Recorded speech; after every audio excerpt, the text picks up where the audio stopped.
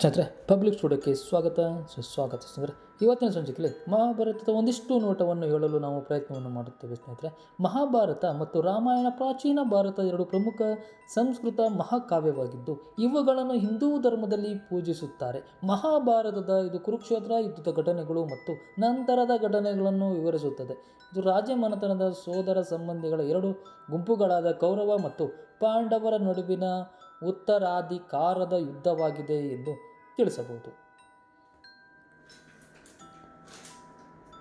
ಸ್ನೇಹಿತರೆ, ಮಹಾಭಾರತದ ಧಾರ್ಮಿಕ, ತಾತ್ವಿಕ ಹಾಗೂ ಪೌರಾಣಿಕ ಮಹಾಕಾವ್ಯಗಳಲ್ಲಿ ಒಂದು ಅಲ್ಲದೆ ಇದನ್ನು ಅತಿ ಉದ್ದವಾದ ಮಹಾಕಾವ್ಯ ಎಂದು ವಿವರಿಸಲಾಗಿದೆ. ಇದು ಹಿಂದೂ ಧರ್ಮದ ಒಂದು ಮುಖ್ಯ ಪಠ್ಯವೂ ಹೌದು. ವಿಶ್ವ ಸಾಹಿತ್ಯದ ಸಾಧನೆಗಳಲ್ಲಿ ಒಂದೆಂದು ಪರಿಗಣಿತವಾಗಿರುವ ಮಹಾಭಾರತ ಭಾರತೀಯ ಜನರ ಮನಸ್ಸಿನಲ್ಲಿ ಆಳವಾಗಿ ಬೇರೂರಿದೆ. ಮಹಾಭಾರತ ಕಥೆ ಶಂತನು ಮಹಾರಾಜನಿಂದ ಆರಂಭವಾಗುತ್ತದೆ. ಸಂಪೂರ್ಣ ಮಹಾಭಾರತ 1,00,000ಕ್ಕೂ ಹೆಚ್ಚು ಶ್ಲೋಕಗಳನ್ನು ಒಳಗೊಂಡಿದ್ದು ಗ್ರೀಕ್ನ ಜನಪದ ಮಹಾಕಾವ್ಯಗಳಾದ ಇಲಿಯಾಂಡ್ ಮತ್ತು ಒಡಿಸ್ಸಿ ಎರಡೂ ಸೇರಿದರೂ ಮಹಾಭಾರತ 7ನೇ ಒಂದು ಭಾಗದಷ್ಟು ಮಾತ್ರ ಆಗುತ್ತದೆ.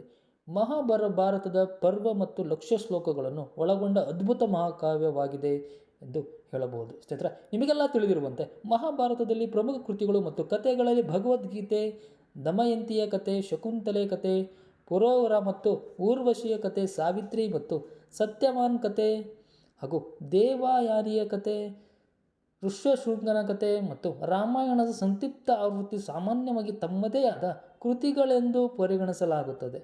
ಸ್ನೇಹಿತರೆ, ಮಹಾಭಾರತವು ವ್ಯಾಸ ಮುನಿಶ್ರೇಷ್ಠರಿಂದ ಮೂಲವಾಗಿ ರಚಿಸಲ್ಪಟ್ಟಿದೆ ಎಂಬ ನಂಬಲಾಗಿದೆ. ಮಹಾಭಾರತವನ್ನು ಪಂಚಮ ವೇದವೆಂದು ಕರೆಯಲಾಗಿದೆ. ಶ್ರೀಕೃಷ್ಣನಿಂದ ಪ್ರಾರ್ಥನಾದ ಅರ್ಜುನನಿಗೆ ಉಪದೇಶ ಪಡುವ ಮಹಿಮಾನ್ವಿತವಾದ ಭಗವದ್ಗೀತೆಯನ್ನು ಮಹಾಭಾರತದ ಆತ್ಮ, ಅಂತರಾತ್ಮ ಎನ್ನಲಾಗಿದೆ. ಸ್ನೇಹಿತರೆ, ನಿಮಗೆಲ್ಲ ತಿಳಿದಿರುವಂತೆ ಮಹಾಕಾವ್ಯವನ್ನು ಅಂದರೆ ಇತಿಹಾಸ ಹಿನ್ನೆಲೆ ತಿಳಿಯುವುದಾದರೆ ಮಹಾಭಾರತದ ಮಹಾಕಾವ್ಯವನ್ನು ಸಾಂಪ್ರದಾಯಿಕವಾಗಿ ಋಷಿ ವ್ಯಾಸರು ರಚಿಸಿದ್ದರಲ್ಲದೆ ಅವರು ಮಹಾಕಾವ್ಯದಲ್ಲಿ ಪ್ರಮುಖ ಪಾತ್ರವನ್ನು ಹೊಂದಿದ್ದಾರೆ. ವ್ಯಾಸರು ಇದನ್ನು ಇತಿಹಾಸ ಎಂದು ವಿವರಿಸಿದ್ದಾರೆ. ಮಹಾಭಾರತದ ಮೊದಲ ವಿಭಾಗವು ವ್ಯಾಸರ ಆಜ್ಞೆಯಂತೆ ಗಣೇಶನು ಬರೆದಿದ್ದು ಎಂದು ಹೇಳುತ್ತಾರೆ. ಇದು ಅನೇಕ ಭಾರತೀಯ ಧಾರ್ಮಿಕ ಮತ್ತು ಧಾರ್ಮಿಕೇತರ ಕೃತಿಗಳಲ್ಲಿ ಜನಪ್ರಿಯವಾಗಿದೆ. ಇದನ್ನು ಮೊದಲು ತಕ್ಷಶಿಲೆಯಲ್ಲಿ ವ್ಯಾಸರ ಶಿಷ್ಯರಾದ ವೈಶಂಪಾಯನ ಋಷಿ ಪಾಂಡವ ರಾಜಕುಮಾರ ಅರ್ಜುನನ ಮರಿಮೊಮ್ಮಗನಾಗಿದ್ದ ರಾಜ ಜನಮೇಜಯನಿಗೆ ಹೇಳುತ್ತಾರೆ ಎಂದು ಹೇಳುತ್ತಾರೆ. ಮಹಾಭಾರತದ ಜಯ ಎಂಬ ಗ್ರಂಥದಿಂದ ನಿಷ್ಕಲ್ಮವಾಗಿದ್ದು ಕೆಲವರ ಪ್ರತೀತಿ ಇದರಲ್ಲಿ ಉಲ್ಲೇಖಿಸಿರುವಲ್ಲಿ ಘಟನೆಗಳು ನಿಜವಾದ ಕಾಲ ಸರಿಯಾಗಿ ತಿಳಿದಿಲ್ಲ. ಮಹಾಭಾರತದಲ್ಲಿ ಕಂಡುಬರುವ ಘಟನೆಗಳು ನಿಜವಾದ ಘಟನೆಗಳನ್ನು ಆಧರಿಸಿ ಬರೆದದ್ದು ಅಲ್ಲವೇ ಎಂಬುದು ಕೆಲವರ ಚರ್ಚಾ ವಿಷಯವಾಗಿದೆ. ಮ್ಯಾಕ್ಸ್ ಮುಲ್ಲರ್ ಪ್ರಕಾರ ಈ ಘಟನೆಗಳು ನಡೆದ ಸಂದರ್ಭ ಸುಮಾರು ಕ್ರಿಸ್ತಪೂರ್ವ 1800ರ. ಇನ್ನೂ ಮಹಾಭಾರತದ ಘಟನೆಗಳಲ್ಲೂ ಅವಲೋಕಿಸಿ ಭಾರತೀಯ ಪಂಚಾಂಗ ರೀತ್ಯ ಕಾಲನಿರ್ಣಯ ಮಾಡಿದ ಹಲವು ವಿದ್ವಾಂಸರ ಪ್ರಕಾರ ಅದರಲ್ಲಿ ಉಲ್ಲೇಖ ಮಾಡಲಾಗಿರುವ ಆಂತರಿಕ ಚಟುವಟಿಕೆಗಳನ್ನು ಹೇಳುತ್ತಾರೆ. ಸ್ನೇಹಿತರೆ, ಇದರ ಪ್ರಮುಖ ಉಲ್ಲೇಖಗಳನ್ನು ನಾವು ತಿಳಿಸುವುದಾದರೆ ಭಾರತ ಮತ್ತು ಸಂಯುಕ್ತ ಮಹಾಭಾರತದ ಆರಂಭಿಕ ಉಲ್ಲೇಖಗಳು ಪಾಣಿನಿಯ ಅಂದರೆ 8ನೇ ಶತಮಾನದ ಅಶ್ವಲಾಯನ ಗೃಹಸೂತ್ರ ಸೇರಿದಂತೆ ಇದರರ್ಥ ಭಾರತ ಎಂದು ಕರೆಯಲ್ಪಡುತ್ತದೆ. ಹಾಗೆಯೇ ವಿಸ್ತೃತ ಮಹಾಭಾರತದ ಆರಂಭಿಕ ಆವೃತ್ತಿಯನ್ನು ಕ್ರಿಸ್ತಪೂರ್ವ 8ನೇ ಶತಮಾನದಿಂದ ರಚಿಸಲಾಗಿದೆ. ಆದಾಗ್ಯೂ ಪಾಣಿನ ಮಹಾಕಾವ್ಯವನ್ನು ಉಲ್ಲೇಖಿಸಿದ್ದಾರೆ ಎಂಬುದು ಖಚಿತವಾಗಿಲ್ಲ, ಏಕೆಂದರೆ ಭಾರತವನ್ನು ಇತರ ವಿಷಯಗಳನ್ನು ವಿವರಿಸಲು ಬಳಸಲಾಗಿದೆ.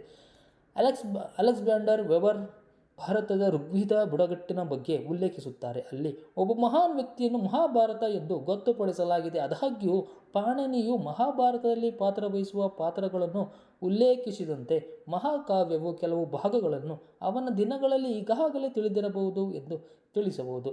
ಇನ್ನೊಂದು ಅಂಶವೆಂದರೆ ಪಾಣಿನಿಯ ಮಹಾಭಾರತದ ಉಚ್ಚಾರಣೆಯನ್ನು ನಿರ್ಧರಿಸಿದನು. ಆದಾಗ್ಯೂ ಮಹಾಭಾರತವನ್ನು ವೈದಿಕ ಉಚ್ಚಾರಣೆಯಲ್ಲಿ ಪಡಿಸಲಾಗಲಿಲ್ಲ ಎಂದು ಹೇಳಬಹುದು.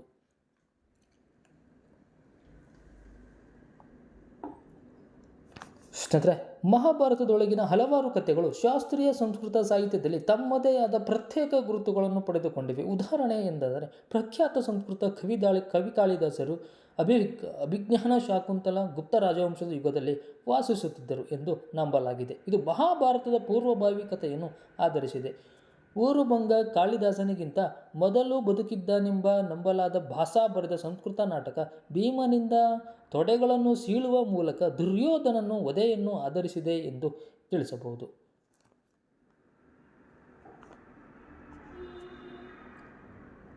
ಸ್ನೇಹಿತರೆ, ಇದರಲ್ಲಿ ಪರ್ವಗಳು ಅಥವಾ ಪುಸ್ತಕಗಳನ್ನು ಹೇಳುವುದಾದರೆ ಮಹಾಭಾರತವು ಮತ್ತು ವಾಸ್ತವವಾಗಿ ಪ್ರತಿ ಪರ್ವದ ಆರಂಭದಲ್ಲಿ ಈ ಪ್ರಶಂಸೆಯನ್ನು ಮಾಡಲಾಗಿದೆ. ನಾರಾಯಣಂ ನಮ ಸಂಸ್ಕೃತ ನರಂ ಜೈವ ನರುತ್ತಂ ದೇವಿಯಂ ಸರಸ್ವತಿಯಂ ಜೈವ ಜಯಮಂದಿರಂ ಎಂಬ ಮಹಾಭಾರತದ ವ್ಯಾಸಗಳಲ್ಲಿ ಹಲವಾರು ರೀತಿಯಲ್ಲಿ ವಿಷಯಗಳನ್ನು ತಿಳಿಸುತ್ತದೆ. ನರನಾರಾಯಣರು ಶ್ರೀ ವಿಷ್ಣುವಿನ ಭಾಗವಾಗಿದ್ದ ಇಬ್ಬರು ಪ್ರಾಚೀನ ಋಷಿಗಳು. ನರನು ಅರ್ಜುನನ ಹಿಂದಿನ ಜನ್ಮ ಮತ್ತು ನಾರಾಯಣನ ಸ್ನೇಹಿತ ಎಂದು ಹೇಳಲಾಗಿದೆ. ಆದರೆ ನಾರಾಯಣನು ಶ್ರೀ ವಿಷ್ಣುವಿನ ಅವತಾರ ಮತ್ತು ಹೀಗೆ ಕೃಷ್ಣನ ಹಿಂದಿನ ಜನ್ಮ ಎಂದು ಈ ಪರ್ವಗಳಲ್ಲಿ ತಿಳಿಸುವುದಾಗಿದೆ ಎಂದು ಹೇಳಿದರೆ ತಪ್ಪಾಗಲಾರದು. ಸ್ನೇಹಿತರೆ, ಇದರ ಪ್ರಮುಖ ಸಾರಾಂಶವನ್ನು ನಾವು ಹೇಳುವುದಾದರೆ ಅಂದರೆ ಮಹಾಭಾರತದಲ್ಲಿ ಬರುವ ಕೃತಿಯ ಸಾರಾಂಶವನ್ನು ಹೇಳುವುದಾದರೆ ಕೃತಿಯ ಮುಖ್ಯ ಕಥೆಯು ಕುರುವಂಶದ ಆಳ್ವಿಕೆಯ ರಾಜ್ಯವಾದ ಹಸ್ತಿನಾಪುರದ ಸಿಂಹಾಸನಕ್ಕಾಗಿ ರಾಜವಂಶದ ಹೋರಾಟವಾಗಿದೆ ಎಂದು ತಿಳಿಸುತ್ತದೆ. ಹೋರಾಟದಲ್ಲಿ ಭಾಗವಹಿಸುವ ಕುಟುಂಬದ ಎರಡು ಮೇಲಾಧಾರ ಶಾಖೆಗಳೆಂದರೆ ಕೌರವ ಮತ್ತು ಪಾಂಡವರ ಬಗ್ಗೆ ಹೇಳುತ್ತದೆ. ಕೌರವರು ಕುಟುಂಬದ ಹಿರಿಯ ಶಾಖೆಯಾಗಿದ್ದರು. ಹಿರಿಯ ಕೌರವ ದುರ್ಯೋಧನನ, ಹಿರಿಯ ಪಾಂಡವ ಯುಧಿಷ್ಠಿರನಿಗಿಂತ ಕಿರಿಯ ದುರ್ಯೋಧನ ಮತ್ತು ಯುಧಿಷ್ಠಿರ ಇಬ್ಬರು ಸಿಂಹಾಸನವನ್ನು ಆನುವಂಶಿಕವಾಗಿ ಪಡೆಯುವ ಸಾಲಿನಲ್ಲಿ ಮೊದಲಿಗರು ಎಂದು ಹೇಳಿಕೊಳ್ಳುತ್ತಾರೆ.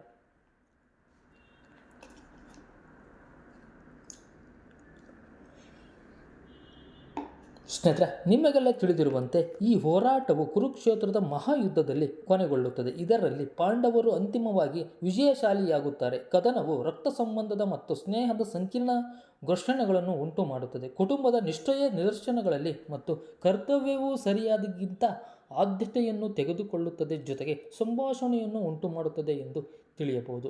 ಮಹಾಭಾರತವು ಕೃಷ್ಣನ ಮರಣದೊಂದಿಗೆ ಕೊನೆಗೊಳ್ಳುತ್ತದೆ ಮತ್ತು ಅವನ ರಾಜವಂಶದ ನಂತರದ ಅಂತ್ಯ ಮತ್ತು ಪಾಂಡವರ ಸಹೋದರರು ಸ್ವರ್ಗಕ್ಕೆ ಏರಿದರು. ಇದು ಮಾನವ ಕುಲದ 4ನೇ ಮತ್ತು ಅಂತಿಮ ಯುಗವೆಂದು ಕಲಿಯುಗದ ಹಿಂದೂ ಯುಗದ ಆರಂಭವನ್ನು ಸಹ ಗುರುತಿಸಲಾಗಿದೆ.